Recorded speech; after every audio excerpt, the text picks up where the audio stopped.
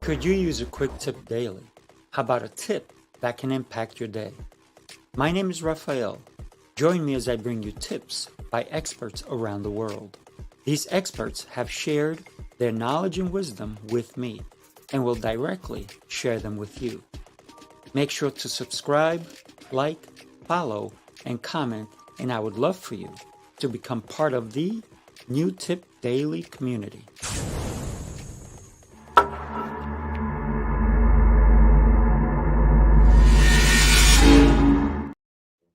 Happy Friday, Steve. Thank you so much for joining me on Coaching Call. Oh, thank you. What an honor to be here.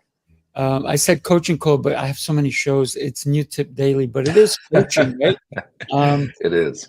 Because you're a coach, I'm a coach, and let's consider that we give tips out all the time, right? We help people. We even help them adjust their thinking, if you will, right? Right. So, Right. and that's transformation, and you're a transformation guy, right?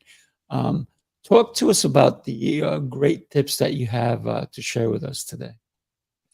Well, yeah, thank you for having me on. First, Yep. honor to be here. So, what I do when I work with people is I focus primarily on helping people to transform their bodies. I use a method called the Evolve method, and essentially, when I got into this business 25 years ago, I found that a lot of people, when they are getting into a weight loss plan or they want to get into better shape, um, they start by cutting calories or moving to drop some pounds, and it's very short term. And so I paused about a year or so into the business and said, there's got to be a better way where people Mm, don't just drop some fat and then gain it back later on. And so I have created a method that helps people to truly evolve. We start by evolving your body, and through that process, you start to evolve your mind. And then every once in a while, you get to the point where you reach a sticking point or a plateau, as people say. And that's where we delve a little bit deeper into evolving your spirit, because there might be something deeper inside of you that you just have not changed and adapted to continue to progress further. And then the great thing is, once you've moved through this process of evolving your body, evolving your mind, you get and evolve in your spirit. You find your tribe or your group of people that align with these new values that you've mm, created, and you become a more evolved human. And I believe that growth and evolution is something that never stops, but there is a certain mastery that you can develop. And that's really what my coaching is all about, is helping people to develop that mastery so that they can continue to evolve throughout life rather than just moving towards some weight loss and then back to some weight gain. mm. It's interesting when you said that people count calories. It's very interesting because I've never done it. I've never Mm. suggested it. And, for me, it's, you know what? Life is short. You want to eat that cookie? Eat it, but then do 10 jumping jacks. Right, right. So, Yeah, a big part of my process in coaching people is helping them to develop a better relationship with food. And I think that there's so many misconceptions about food and how to eat and how to get into better shape. And I've developed what I call my 6C framework that helps people to understand what the different components of food are. I mean, food is not just calories, right? There is a connection that we have with food. There is a way that we use food to help to build culture. Culture is a significant part of what determines what we eat. You're in New York, I'm in Utah. There are cultural differences between what we grew up eating, right?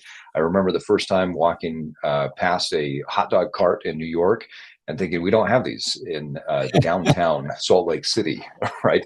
But there are standard places where I am, where I grew up, that was part of the cultural significance of the place. Mhm. And so food is so much more than just calories. And it's important that people learn how to embrace the different aspects of how they eat relative to their life, while also achieving the goals that they're after. Because, while in Utah, ice cream is a really big thing. People love to go out for ice cream with their families. If you do that all the time, you're probably going to be ballooning up, right? And so it's a matter of saying, how do we eat the things that lean into the culture or the connection or the community and help, but also help you to achieve your goals. And so that's a big part of what I help to teach people. Mm. It's interesting when we consider food and culture and so forth. And you talked about in New York the hot dog stands, and they're all over the place. Yeah. And you're right. If you're going to eat ice cream, if you're going to eat a hot dog, once in a blue doesn't hurt. Hmm. Every day creates havoc for our bodies, doesn't it? Right. Right. And one of the things that I always say is food is actually my medicine. Hmm. Yeah, I'm the same way. So I found over the years that many of the health challenges that I was dealing with could be solved by simple food changes. Mm. There were several things over the years that I would dig into with myself and my clients, where if we just took a certain food away, everything started to get better. We far too often in our society move towards an allopathic approach where we say, okay, you're not feeling well, let's give you a pill, right? Problem, Mm. solution, boom, it's quick, it's easy.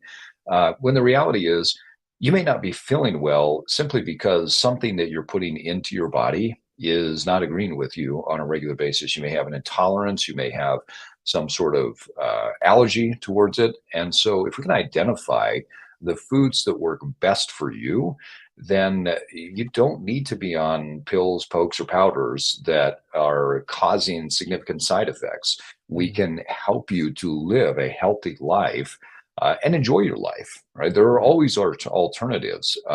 As I always say, all diets die, right? That's why Mhm. it says die at the beginning of that That's word. right. They all die, right?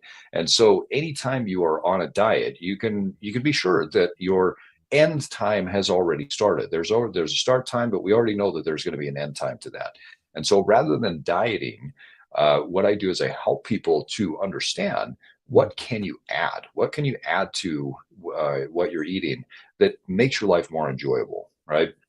And also remove some things that make you feel bad. I mean, I only have Mm. one restrictive rule with myself and my clients, and I tell them don't eat things that harm you. And so for me, that's soy. I have a soy allergy. And so Mhm. I have to stay away from soy because I don't want to feel horrible. I don't want to be walking around or rolling on the floor because I just ate something with soy in it. And so that's it. I have one restrictive rule. Outside of that, we look to add things to what you eat.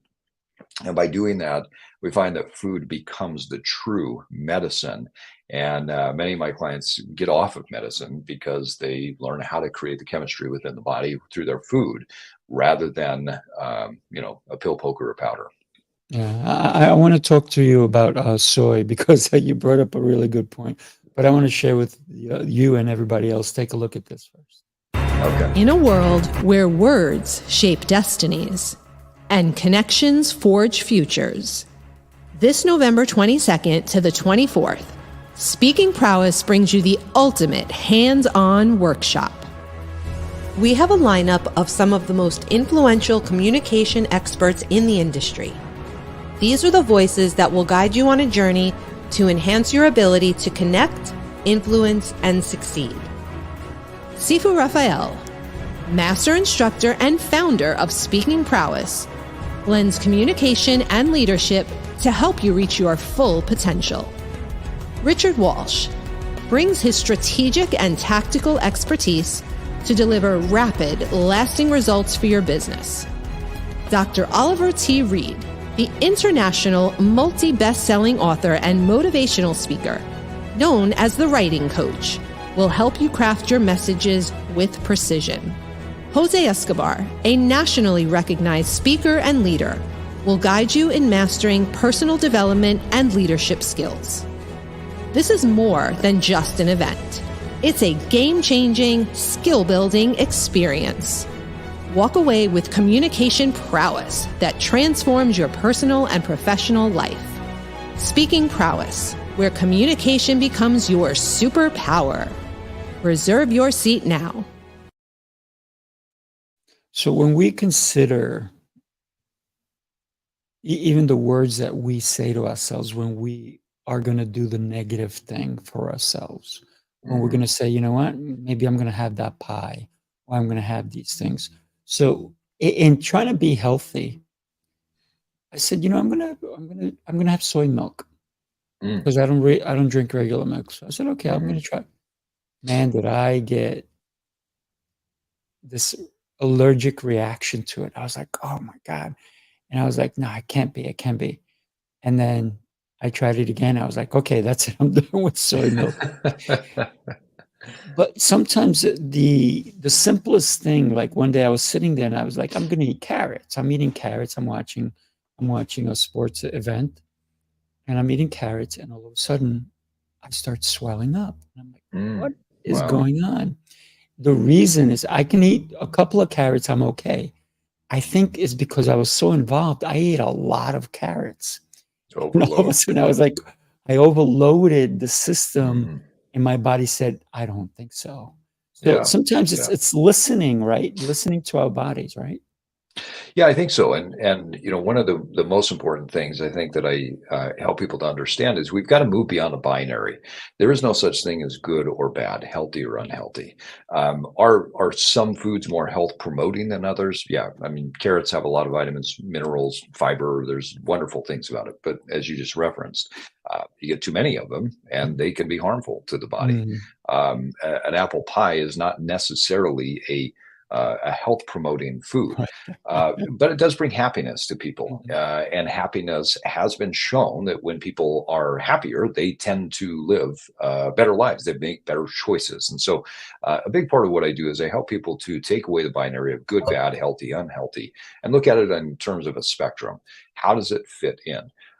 Apple pie might bring you a sense of comfort. And so then we have to ask ourselves, okay, if it brings me a sense of comfort, what's the cost and how much risk is there? You know, yesterday was my daughter's birthday, and we went out to dinner, and here she is eating this piece of cake, and it looked great. And I took a bite of it, and it tasted great. But it was something where after I took a bite of it, I didn't want to go any further because I wasn't looking for anything beyond just the curiosity of the taste, right? And I think that's an important thing that we learn to practice is understanding why we eat what we eat, how food interacts in the 6C framework that everybody goes through, right? We all have cultural connections. We eat to communicate something to the body. These are principles that everybody experiences, and learning the nuanced detail of how to live your life in a way that gets you the results that you're looking for without bringing a lot of guilt and shame. I just don't think guilt and shame have any place in the process of eating. It's very interesting when we think about food, because a lot of people, they'll overindulge, and then later on they're like, oh, I can't move, or I feel lethargic, I'm terrible. One of the things I tell my clients also is, if you eat something, could you work out immediately? Can you do crunches, or push-ups, or sit-ups, or jumping jacks right after you finish eating? You're like, oh, I don't think so. I said, well, then maybe you're eating too much, because I can. Yep. I can literally finish a meal and I can go and do some crunches and do a workout. They're like, you're crazy. I'm like, no, my food is my source. It's not what's going to hold me down, right? And there's a way to do that, right? I mean, if you eat something and you eat the appropriate amount of that, you should be able to go for a walk, go for a run, go do some crunches, go do something afterwards. That sensation of, I think we have this, I can't speak to other countries because I live in America, but I know for sure in America, we do this where we overeat and we overindulge to the point where we feel full and we feel bloated, and we start to feel it every other area. Maybe we feel it in our joints. And we think that that's normal. That's not how the human body was designed. We were designed to eat, but then feel satisfied. And fullness and satisfaction are two totally different things. And one of the things that we have done in our society is we have moved more towards fullness and less towards satisfaction. And so understanding how to eat so that we feel great, we have the energy that we need, but we feel satisfied. And as people learn how to be satisfied, weight loss, if we're talking about, dropping some body fat or building muscle, becomes a very easy thing to do. Excuse me. Once you find out how to eat to be satisfied. One of the things that you did while I was talking, I saw you grab some water and you drank. Mm-hmm. Can I tell you how many people you say have a water? No, it has to have some flavor to it. It's because they've trained themselves, right? Without Right. flavor, they Right. don't feel like they're getting satisfaction. Yep. Meanwhile, you and I probably get more satisfaction from clean water than Right. something that's been tons of chemicals have been put into it. And a lot of people say, oh, you need this sports drink and you need this. Wait a minute. Water is the best sport drink there is. It really is. I mean, the water that I've got right here, I mean, you can see it's very beautiful, crystal clean. This is one of the best things that an early mentor of mine taught me. He was a natural bodybuilding champion. He was a guy that lived a very healthy, clean life. And he taught me, I'll be honest, I was skeptical when he told me this. We were discussing the physiology, how the body functions, and that roughly 70%, right? That's a number we could throw out a lot, but roughly 70% of our cells have fluid in them. And so it's important that we stay hydrated. A 2% dehydration level can lead to as much as 25% decrease in overall performance. And so something that I did years ago at his coaching was I started to take very good, clean, distilled water. If you think about how we get water in nature, it gets distilled up into the clouds, it rains down. As it comes down through the rivers and the streams, it picks up minerals, and we drink that water. But that's not how we get water in our day and age. And so taking good, clean water, and then I use a product that puts some trace minerals back in there. You don't taste it. There's no flavor to it, but it just adds some of those trace minerals. And I feel phenomenal with that. And I drink water all day long. I am very hydrated. I know exactly what my body needs. And if I want flavor, I don't want it from the drink. I want it from my food. I want to feel the nuance of so many other things. Besides, once I shifted over, because I'll be honest with you, when I was 15, 16, 17 years old, I had a standard routine after I would go to work, and my friend would pick me up and we'd go rock climbing. And I had a standard diet. And you know what that diet was? 2 chocolate donuts and a massive Dr. Pepper from 7-Eleven. And I would eat that every day. And then after we'd get done climbing, we'd go out and I'd get more soda. I don't want that anymore, because that was a lifestyle where I had no nuance and no understanding of what great flavor was. I was so sugar laden that my palate couldn't handle anything else.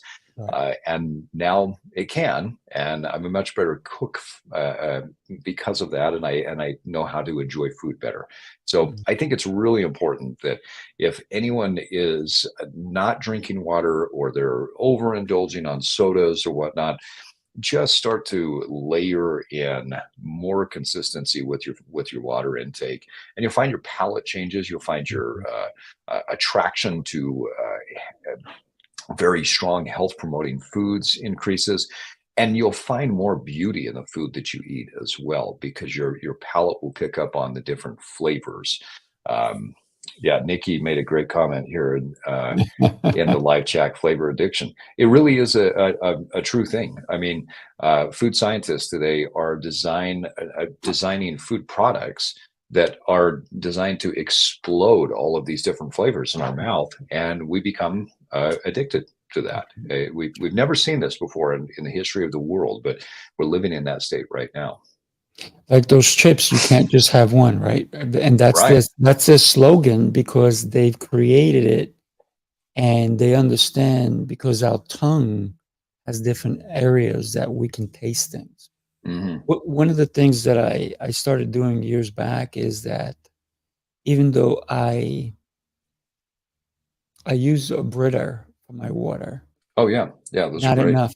It's not enough. You know what I do first? I boil the water, Oh yeah, yeah. and That helps then to I remove a put lot it of in the influence. Brita. That's And great. then what winds up happening is that's so much better. There's no more because if you sometimes people say you can't smell water. You can if it comes from the tap, right? Hmm. Yep. And so boiling it takes all that out, and then putting it through a filtration anyway. I think that really cleans things up. And then, of course, adding some lemon or orange juice or some other Right. citrus to it, I think really enhances if you want flavor. Right. Right, right. And I mean, if you wake up in the morning, you want a little bit of flavor, start by putting a little bit of apple cider vinegar in your water first thing in the Mm. morning. Start with that warm water, get a little apple cider vinegar. That's actually something that we have proven. It's been shown so many times in studies to be one of the most impactful things that you can do for your digestion. Warm water, just in and of itself, Mm. first thing in the morning, yeah, it can have a powerful impact. In fact, your body has, as you've been sleeping, there's a lot of bacteria in the mouth that can actually be very beneficial for the gut. It's part of the whole internal microbiome. And Mhm. when you start out with some warm water, you know, swish it around in the mouth, swallow that. That warm water goes in and helps to kickstart digestion. So many people. I mean, this is one of these unspoken truths that we know. Um, I love how Eduardo talks about two chocolate donuts. He's a friend of mine, so he's Nice. giving me a hard time here. Um, but so many people deal with digestive issues, and they're just afraid to talk about it. I mean, it's one of those things. When I start with my clients, I just throw it out there as an assumption that everybody is dealing with digestive issues, not thinking that everyone truly is, but just knowing that people are afraid to talk about it. And it usually takes about 2 or 3 weeks before people say, "Well, yeah, I really like I'm constipated all the time, or I Mm. have I wonder runny why. stool all the time," right? And so once it comes out, then we can start to talk a little bit more about why that is. Well, starting with water in the morning, if you want just the most simple tip is get the warm water and Mhm. drink that first thing in the morning and see how you feel 7 days from now. Don't start with your coffee. Don't start with anything else. Start with the warm water. You want some flavor, put some apple cider vinegar in there, and you're going to see a massive difference within about 7 to 10 days with your overall digestion. I love the tips that you're giving us because it does start with you, right? That's the Right. communication Right. that we have to get involved with. It's not about, oh, I need somebody else to tell me how to. Starts with you. It's simple things. You're telling them Mhm. simple things. Yes, we do need someone like you to guide us in the deeper levels of this water we want to tread, if you will. Now that we're Mhm. talking about water, but also one of the things that I think it's when you do things with intention, it drives purpose. Right. And what Right. is your purpose? What do you want to accomplish? Right? Well, I think when you do things with intention, you're taking personal accountability, and I think that this is something that we have given away Mhm. at our behest. You know, we want to blame someone else for where we're at, or we want to blame age. I think I hear that so often. You know, Oh, I am I'm sitting here right now. I'm 48 years old, and I am stronger than I've ever been in my entire life. You know, last year I just started asking questions of how strong could I get in certain things. mm. And I remember one day sitting there in the gym and saying, okay, how high could I go if I really pushed hard on some of these things? And, you know, I think my high point, and there are other people out there that are far stronger than me. So this is not a brag by any stretch. Mm. But at one point, I had hit a high point of maybe 30 or 40 pounds around my waist while I was doing my pull ups. And I push and push and push. And this last year, I got to where I could put 100 pounds around my waist and do chin ups with that Mm. at 47 and then 48 years old. I couldn't do that when I was in my 20s. But how many people say, well, I'm overweight because I'm old. I'm sluggish because I'm old. I'm weak because I'm old. We want to blame something or someone else, right? Some arbitrary magical thing. As soon as we start to take accountability for our life, we no longer blame anything outside of us. We look for that communication within us to say, oh, my body is communicating to me that too many carrots are not effective. My body is communicating to me that I'm sluggish. Well, start by drinking water because you're probably dehydrated. And as we take that accountability, we start to listen to the more nuanced communication that is within us. That's one of the things, as we talk about water, we talk about gut health. I'm really big on gut health because there's a direct line between the gut and the brain. In fact, many scientists nowadays believe that the gut is the first brain, and our brain and our cranium is our second brain. And that if we take care of that gut, because it communicates so quickly via the vagus nerve, that we are going to have a better life. We're going to be able to take more accountability, more responsibility for everything that we're doing, and then we can truly evolve. It's very interesting when we do think about gut health, when we think about, and a lot of people don't want to think about it. They don't even want to go to the doctor because the doctor's going to tell them. And sometimes they go to the doctor and the doctor is in worse shape than they are. Right, right. Recently, I went to just to get a full body scan of my skin, right? Because we need to take care of that as well. Right. And the doctor said to me, "You're not on any medication.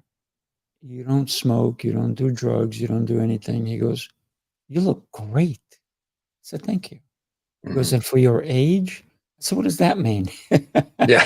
So he goes, no. He goes, "In a good way." I said, "Oh, thank you." I said, "Listen, I don't take anything. And the reason is because my food and my lifestyle dictate whether I want to be on medication or not." Right. Right. It's amazing what the right food, the right lifestyle can do for the body, for the skin, for the health, for our mental health. I mean, we're dealing with a mental health crisis in America, and one of the Sure. reasons why I work, I work with men and women, but most of my clients are men. And one of the reasons why is because suicide rates in America have shot up significantly in the past 10 years, and we saw another increase in that during the pandemic years. Correct. Men are in crisis. Men and women are in crisis, but men in particular. And part of it is because they're just simply not healthy. And it's extremely difficult to be mentally healthy and have great brain health when you are not physically healthy, when you're eating foods that are fighting against your body. One of the best things you can do for your mental health and for your overall brain health and cognition is to eat in a way that communicates to your body that you are promoting health. People who struggle with anxiety, depression, change their diet, it almost completely goes away. Now, I'm not saying that you jump off of the medications that your doctor has you on if you are, prescribed anxiety or depression medications. But what I am saying is I can't count the number of people that I've worked with and that some of my colleagues and employees have worked with that have gotten off of those medications as the body composition has changed, as strength levels have increased, and as food has been more compliant with what their body wants. It's mindset, right? And a lot of times we look for an easy out, and it doesn't always come. No.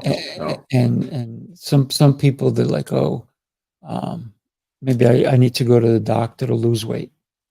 No, you need to move to lose weight. That's the first thing. And you need to look at what you're eating. One of the things that I always advise my clients, and I'm sure you do as well, is I tell them, talk to your food. So what I say to my food is, if I put you in my body, what are you going to do to me? Yeah. How are you going to treat me, right? It's a great way to go. There's actually that psychological technique. People use that. They call it the rubber duck technique, where they'll put a rubber duck on their desk. And researchers have found that if you just talk to the rubber duck about the decision that you're making in business, your decisions tend to improve markedly. You tend to have more of a better decision making process. And so this idea of talking to your food and saying, okay, what are you going to do to me? How are we going to work together? It's a great great technique. I love Yeah, that. absolutely.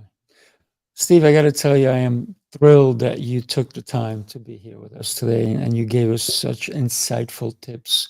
And I got to make another comment. I love the picture behind you, and I know we talked about it earlier, Right. but that is mindset, right?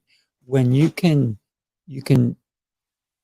navigate your way to think about how you're going to defeat someone else. Hmm. I say we defeat the negativity that's inside of us Right. first. Yes. Yeah. If we think about, all of us have an enemy, and it's not another person, right? As the old saying goes, we've met the enemy and he is us. We all have an enemy.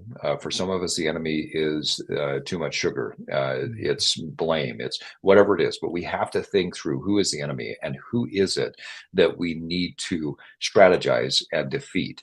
And sometimes the enemy is the old us. And so, if we want to truly grow and evolve, we have to understand who our enemy is, and we have to have a strategic plan. And just like Muhammad Ali, we've got to win the fight before it starts. We Mhm. have to make sure.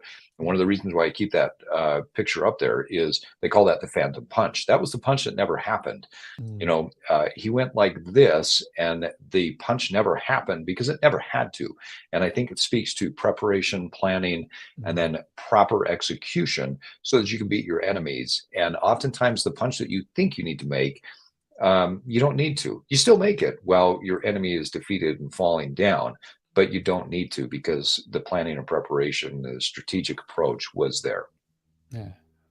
Once again, my friend, wow, great Thank you very insights, much. and love having you on. I hope that you will come on when you have time. Come on my other shows. I think you have a lot to offer. So thank you again for being here with Yeah. us today. Thank you. Really My appreciate you. pleasure. Thank you very much. Everybody, thank you so much for being here. If you watched it, thank you so much. If you're going to watch it on the replay, hit hashtag replay. Let us know what you thought, and we look forward to seeing you. By the way, later on today, I have a couple of shows. So let's talk about those. We have Business Prowess happening at 11 a.m. Eastern Time. Then I have Heroes Rising at 1 o'clock Eastern Time. And then at 2:30, we have our masterclass. I put it in the chat. So take a look, and I hope you guys will join us later. Have yourself an exceptional Friday. Steve, thank you again, my friend. Thank you. My pleasure.